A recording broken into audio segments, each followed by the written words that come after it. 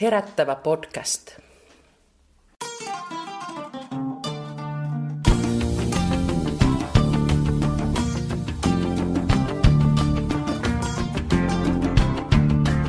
Tämä on Körtti-radio.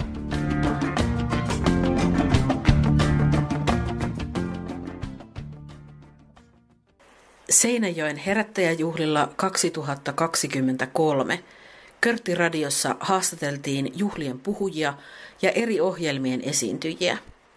Perjantaina 14.7. Marjo Kiljunen ja Teemu Leino jututtivat Histan veisaajat lauluyhtyeen vastuuhenkilöä Tuomas Mörmannia. Hän kertoi tuona iltana järjestetyn Kuu Kiurusta kotiin -konsertin musiikista. Tekijänoikeussyistä tallenteessa on vain puhetta, ja ohjelmassa kuultu musiikki on kuunneltavissa esimerkiksi Spotify-palvelussa tai hankittavissa Herättäjän verkkokaupasta osoitteessa herattaja.fi.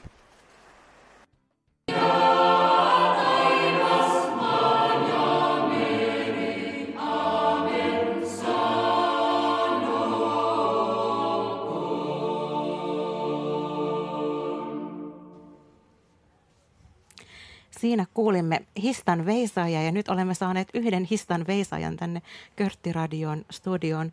Tuomas Mörman, tervetuloa. Kiitos. Joo, ja tuossa äsken muistelin, että Histan veisaajat sai alkunsa. Sanoin siinä virheellisesti 2007, mutta Tuomas täällä korjasi, että 2008 ja todellakin Espoon herättäjäjuhlilla siellä Histan häät-niminen näytelmä. Ja Tuomas, sä oot niitä alkuperäisiä todellakin sen kyseisen porukan esittäjiä.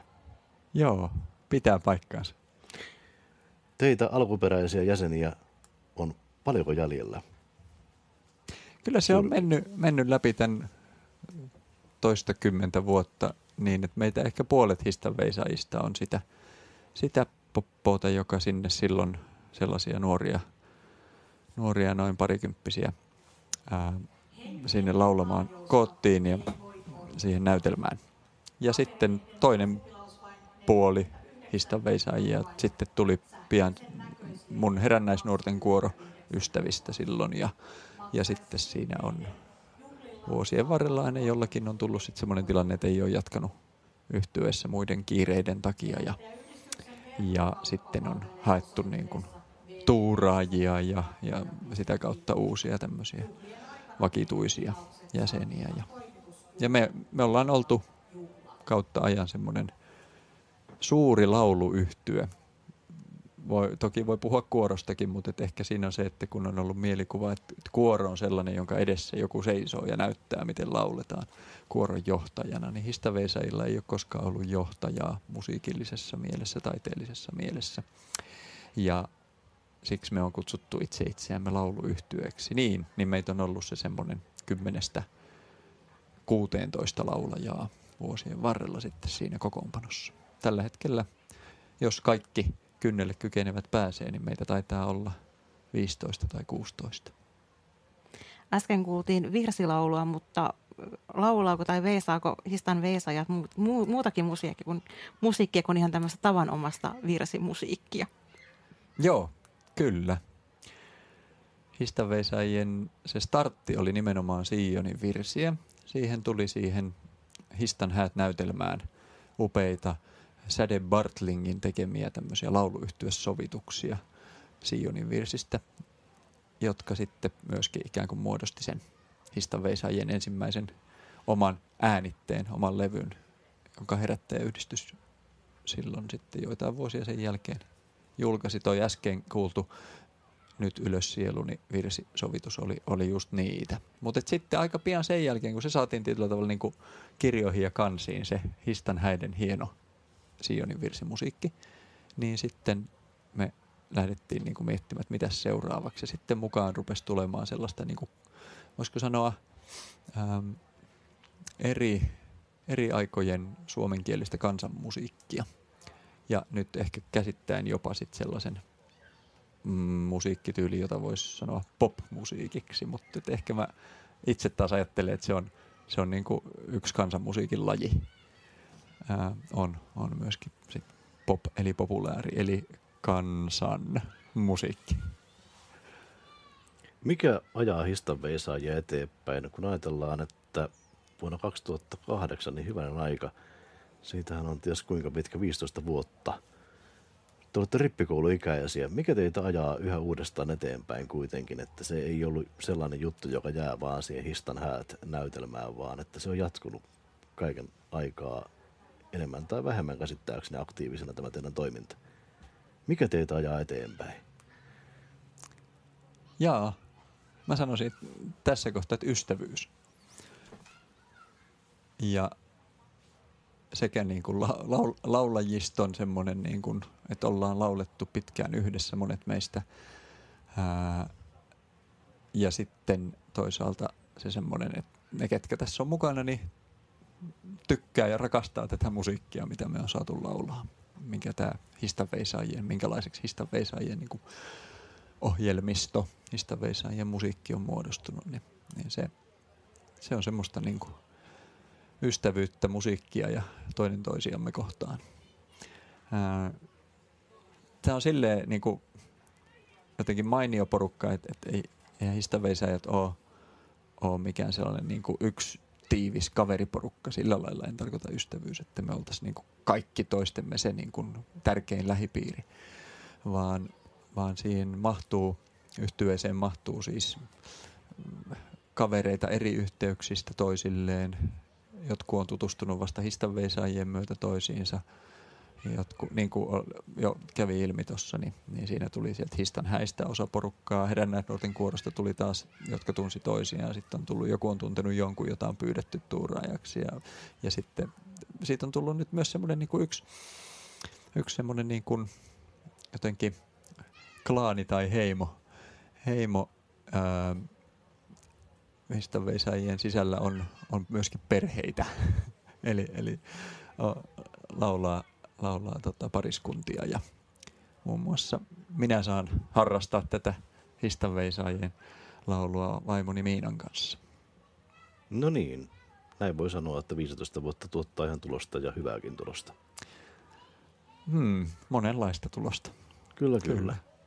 Me, ketkä tätä viedään nyt ikään kuin histanveisaajien lippua tällä hetkellä eteenpäin, niin ainakin jotenkin ollaan tässä innoissamme taas, että ruuhkavuosien keskellä voidaan tehdä asioita, joilla on juurensa siinä, kun oltiin nuoria ja vapaita ja aikaa oli vaikka kuinka paljon tehdä mitä lystää. Ja nyt sitten vielä on mahdollista viedä tätä eteenpäin, vaikka nuoruus meni, mutta vapaus jäi tehdä.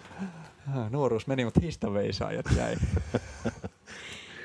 Hyvä, että jäi. Ja histanveisaajat tosiaan tänään esiintyy Herättäjäjuhlien tämmöisen oheisohjelmassa tuolla Kalevan navetassa yhdessä Tero Pajusen kanssa, ja tämän konsertin tai keikan tai taidepläjäyksen nimi on Kuu Kiurusta kotiin. Miksi Kuu Kiurusta kotiin? Joo, no se nousee ehkä nimenomaan Tero Pajusesta taiteilijana ja muusikkona, jonka kanssa meillä on nyt ollut muutaman vuoden ajan ilo tehdä yhteistyötä. Histanveisaajat on aiemminkin tehnyt yhteistyötä eri niin kuin muusikoiden tai taiteilijoiden tai eri alojen ihmisten kanssa. Ja nyt tämä tuorein on tämä, mitä on tehty Pajusen Teron kanssa. Hän on sellainen niin kuin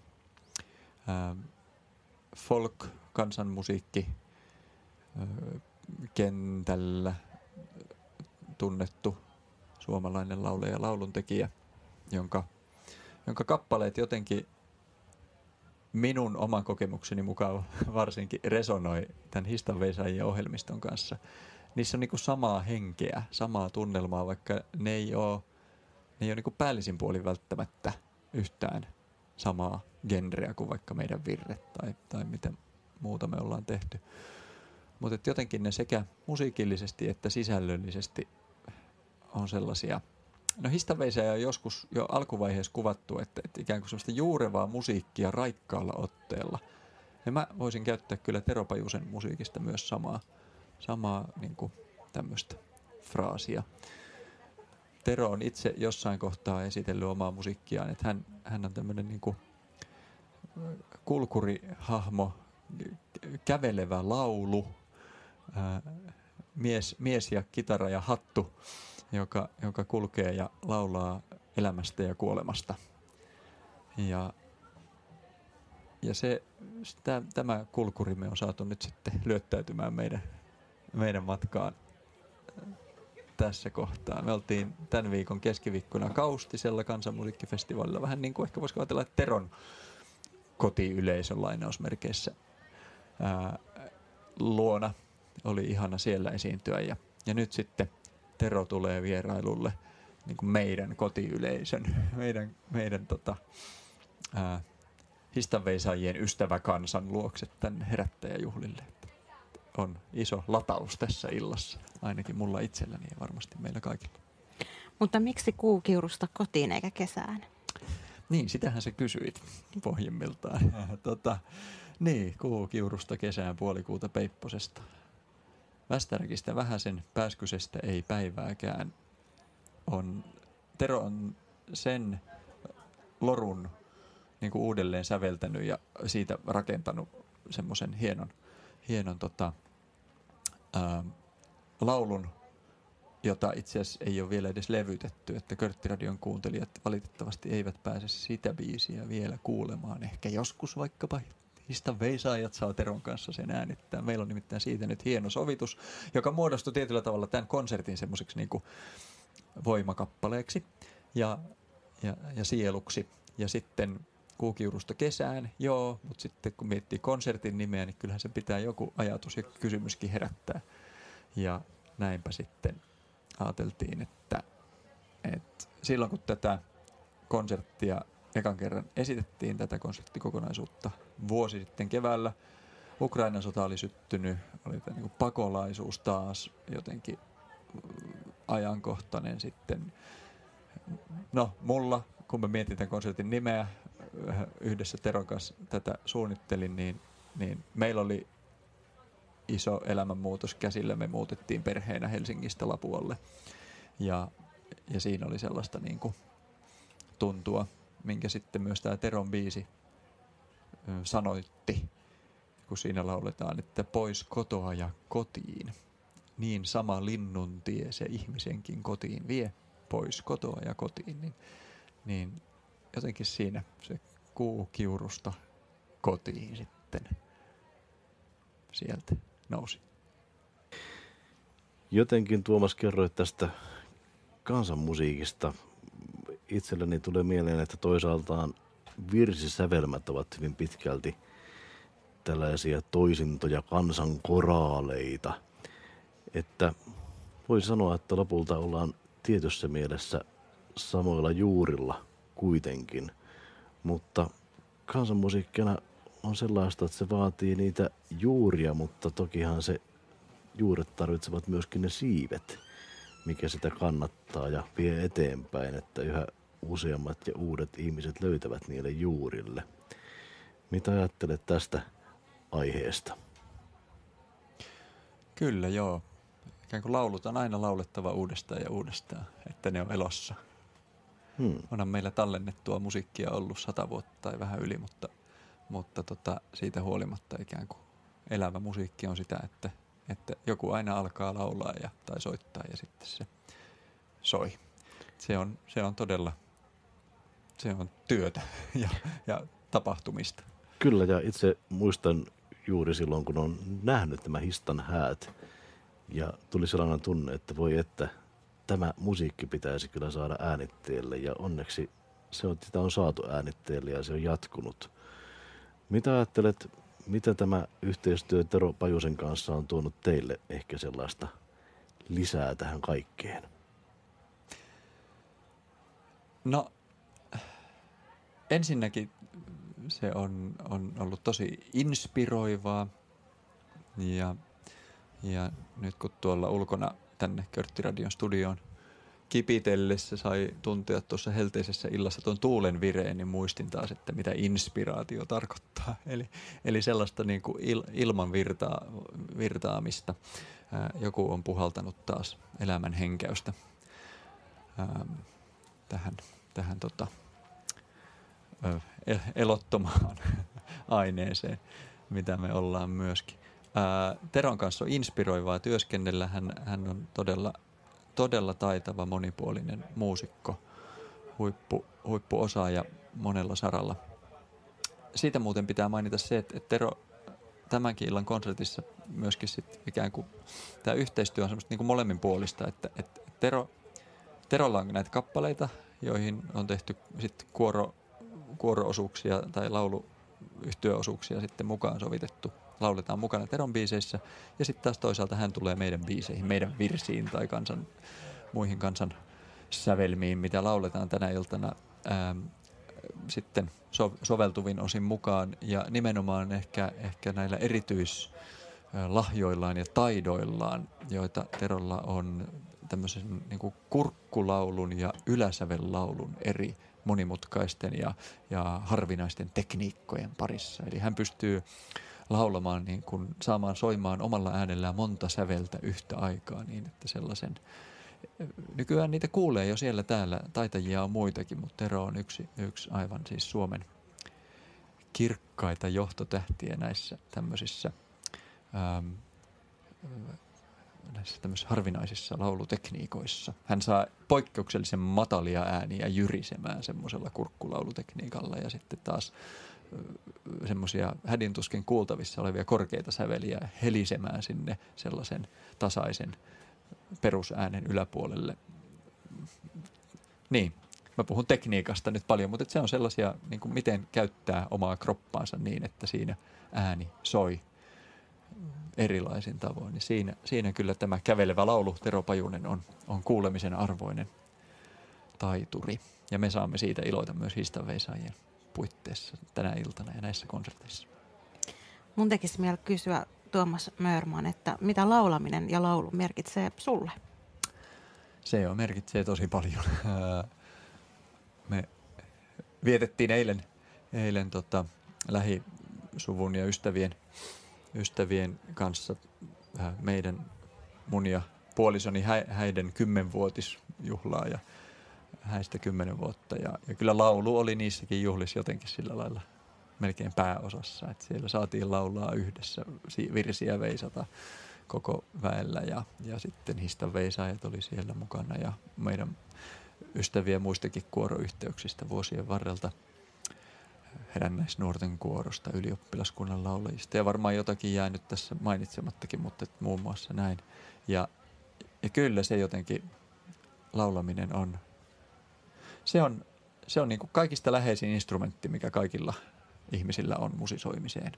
Ja kyllä se, paljon puhutaan niin kuin vähän niin kuin fraasinomaisesti laulun lahjasta, mutta onhan se tulee niin kuin, ja sitten sitä kannattaa käyttää yhdessä toisten kanssa tai itsekseen.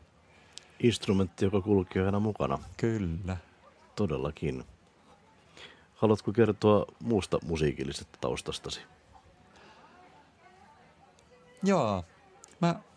Mä oon ollut musiikin kanssa tekemissä pienestä pitäen, varmaan tietysti ehkä vähän keskimääräistä enemmän sen takia, että isä on tehnyt soitonopettajan työtä. Sitten mulla on 2 sisarusta, nuorempi sisko ja nuorempi veli, niin he on lähteneet sitten myös niin kuin musiikin ammattiuralle ja minusta on sitten tullut pappi, joka saa omaksi ilokseen ja muiden sietokykyä koetellen, niin sitten harrastaa musiikkia myös työnsä puitteissa välillä. Että mä oon semmoinen laulava ja soittava pappi sitten. Mä oon varmaan niin semmoisen kouluttautumisen musiikin pariin aloittanut sellotunneilla käymällä 6-vuotiaana, mutta sitten on tullut paljon kaikenlaista eikä mitään oikein kunnolla tyyppisesti sitten. Paljon soittimia ja laulamista ja myöskin musiikin sovittamista olen tehnyt paljon, että Histanveisaajienkin äänitteillä taitaa olla jotakin, mihin mä oon tehnyt kuoro- tai lauluyhtye sovituksen sitten. Taitaa olla jostain virrestä. Kuulemme kohta tämän haastattelun lopuksi Histanveisaajia vielä 1 kappaleen verran ja ihan varmasti siis Körttiradio soittaa tässä koko viikonlopun muutakin, mutta mitäs me kuullaan ja miksi? Me valittiin nyt tässä tämä Peltoniemen Hintrikin surumarssi, joka on kansansävelmä Kaustiselta. Varmaan ihan tunnetuimpia suomalaisia sävelmiä. Siihen liittyisi paljon anekdootteja ja tarinoita ja mä nyt säästän kuulijoita tällä kertaa niiltä, mitä mieleen juolahtaa. Mutta siitä haluan nostaa ehkä sen esiin, että histanveisaajat silloin, kun lähti etsimään niin kuin omaa ääntä sen hienon Sionin virsi ja Histan häät progiksen jälkeen, niin silloin meille sitten tärkeäksi muodostui tämmöinen konserttikokonaisuus, joka me tehtiin niin kuin vanhoista virsistä ja 2000-luvun poplauluista yhdistelemällä ja teemana oli kuolema. Ja siihen me saatiin sitten alkusoitoksi semmoiseksi niin kuin oikein jotenkin. Haluttiin virittää semmoinen stereotyyppinen, vakavamielinen suomalainen hautajaismarssitunnelma. Niin ei sitä nyt ihan sitä tullut, kun Hintrikki Peltoniemen, tämän kaustislaisen 1200-luvulla eläneen viulupelimannin niin kuin, ikään kuin alenevassa polvessa jälkikasvua oleva ystävämme Olli Seikkula sovitti tämän meille. Kyllä siitä tuli paljon enemmän kuin vaan stereotyyppinen hautajaismarssi, mutta se oli tärkeä kappale siinä. Siinähän siihen Peltoniemen tähän surumarssiin on olemassa Reino Helismaan tekemät sanat, joissa kerrotaan Peltoniemen Hintriikasta. Ja siitä on tullut niin kuin naishenkilö, Hintriikka. Mutta alun perin Hintrikki Peltoniemi on ollut siis tämä pelimanni, jonka tyttäreltä sitten on saatu muistiin tämä sävelmä. Ja hän oli siis mieshenkilö Hintrikki, niin kuin Henrikki tai Hintrekki. Siitä on ollut monta versiota sitten nimestä. Ja Olli Seikkula on tosiaan hänen jälkeläisensä. Ja tietoisena tästä kaikesta Olli teki meille tyylitajuisen hienon tämmöisen oikein moniäänisen ja monipolvisen sovituksen, jossa ei ole sitten ollenkaan sanoja. Tai siinä lauletaan vaan niin kuin da-da-da tai haien da-da-la-di-da, jotakin sellaisia. Niin kuin, se on semmoista instrumentaalimusiikkia lauluyhtyeelle. Kiitos vierailustasi Tuomas täällä Körtti-radiossa ja nyt me kuullaan tuo kappale. Kiitos.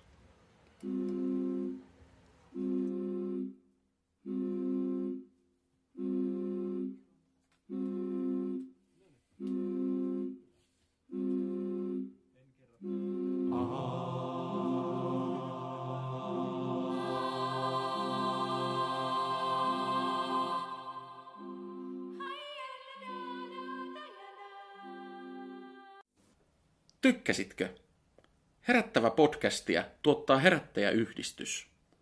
Voit tukea podcastin tekemistä ja muuta Herättäjäyhdistyksen kotimaan työtä esimerkiksi MobilePay-numerolla 49781. Muut lahjoitustavat löydät osoitteesta www.h-y.fi/lahjoita.